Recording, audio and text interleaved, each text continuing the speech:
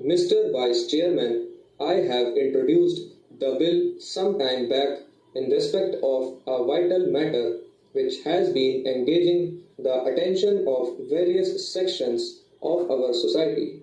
The matter has been discussed by several forums like various political parties, universities, bar associations, state governments, and so on.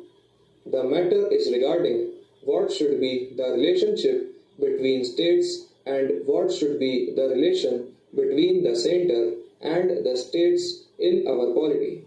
The founding fathers of the Constitution advisedly envisaged a two-tier system for the country, one at the center and another at the state level, and they suggested that there should be a coordinating forum to harmonize relations between the Union and the states in various fields.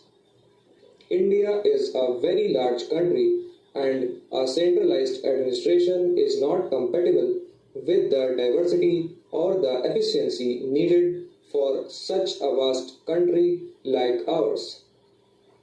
Article 263 was thought of as a way out to coordinate and harmonize the relations between the center and the states and between the state themselves.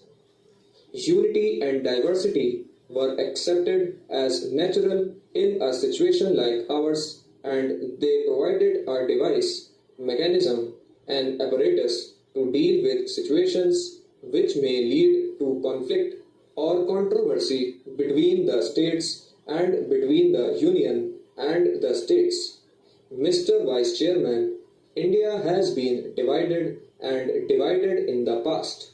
The problem of unity was a major concern. At the same time, how to protect the autonomy of the states, the regions, was also important. That was uppermost in the minds of the constitution makers. So, Article 263 was brought in deliberately for this purpose.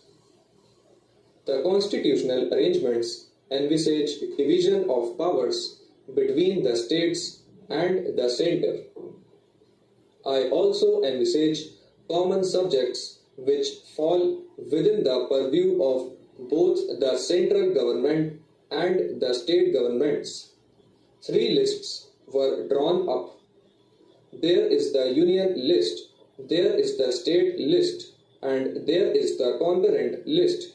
But while working this arrangement in the last 4 decades, there has been persistent tendency of over-centralization of power, concentration of power in the union government.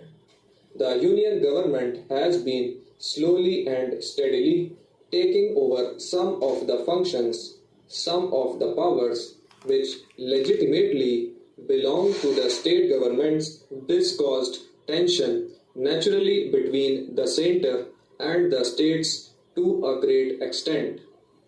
Some of the devices which were introduced to sort out the problems were merely ad hoc in nature. There was no comprehensive method by which the problem of union and state relations was resolved. For instance, in 1952 itself, there was a council dealing with health. Later on, there was a council dealing with local self-government. Further, there was a body to deal with sales tax. These steps were ad hoc in nature. They did not meet the purpose for which this article was introduced in the Constitution. With the enormous increase in the responsibilities and functions of the governments, the conflict between the center and the states became more and more pronounced, and as I said, the power of the center became so large, and the center has been usurping the powers and functions which legitimately belonged to the state governments. Sir, state governments are the means by which central policies and programs are implemented, but over a period of time, the powers and responsibilities given to the state governments stand eroded because of over centralization of powers at the center. I may give a few examples. In the beginning, quite a large area of industry came in the jurisdiction of the state governments, but during the last 3 decades, nearly 85% of all the industries came under the center, only 15% remain with the state governments. In the case of taxation, all the flexible, elastic sources of revenue came under the purview of the center. The inelastic sources were given to the state governments. In the case of administrative services, all India services, the earlier purpose is not being realized. The purpose was that the All India services should have a national perspective, should serve the nation as a whole without endangering the legitimate interests, the powers, the control of the state governments. But in actual practice, this is not happening. The state governments have lost considerable control over the All India services. They cannot enforce discipline over them, and the All India service personnel working at the state level in a way are a law unto themselves. The state ministers and the government at the state level have become powerless to deal with the All India services which are functioning within the state. Take again fiscal matters. The government of India has assumed enormous powers to dole out its assistance to various state governments in its discretion.